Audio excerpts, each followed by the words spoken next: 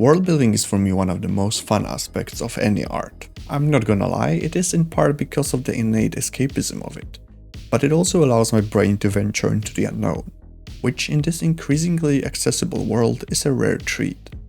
I also believe that as much as many aspects of the game world don't have to be apparent to the player, creating a comprehensive history is necessary foundation for all of the game aspects, at least in an RPG title.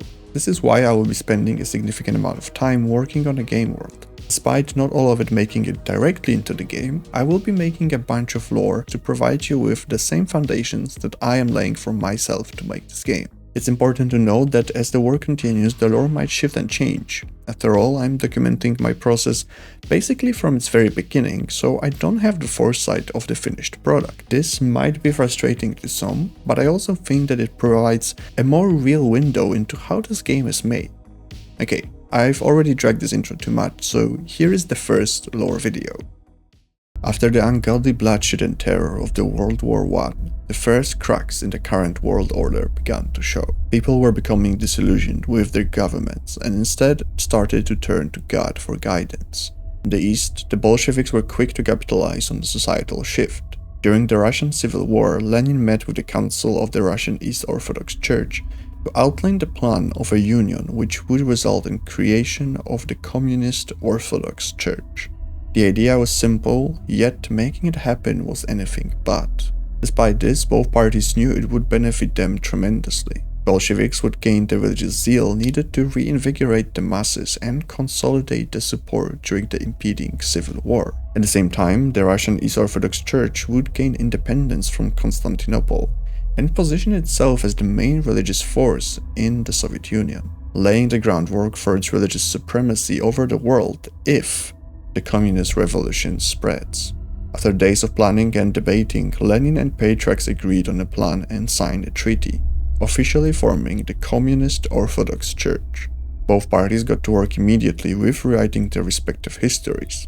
God was announced to be a communist, and Jesus was sent to Earth to show people the sin of capitalism. The contemporary communist figures such as Lenin and Marx were presented as modern-day apostles, spreading God's word and fighting to make the world communist as God intended. At the same time, any anti-religious sentiment was promptly erased from all of the official communist texts.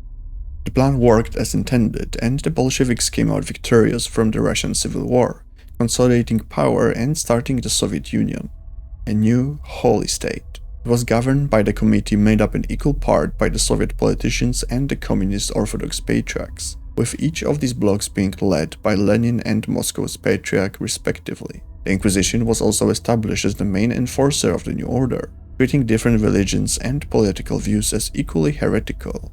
Heresy was dealt with brutally, swiftly, and most importantly, publicly. During the early years, so many people were burned on stakes that cities were almost constantly covered in a thick blanket of ash, leading to people calling this period a heretic's winter. This, together with massive re-education campaigns, allowed the Communist Orthodox Church to achieve its goals faster than anyone expected, and by the early 30s it culminated in the most religious society on Earth, at least publicly. Meanwhile, the Western governments were watching these events unfold with growing despair. They were already struggling to maintain power due to the growing discontent following the World War I, and now the communists had the power of religion on their side. Some of the leaders of the Western world tried to make arrangements with their local church organizations, but without a unified vision and willingness to concede any power, none of these talks were fruitful. This would prove to be a fatal mistake for them, although with delayed consequences due to the start of the World War II. Despite briefly tightening their grip on power during the World War II, in its wake the leaders of the Western nations were quickly hit with a new, much larger wave of unrest. The Pope understood what they refused to.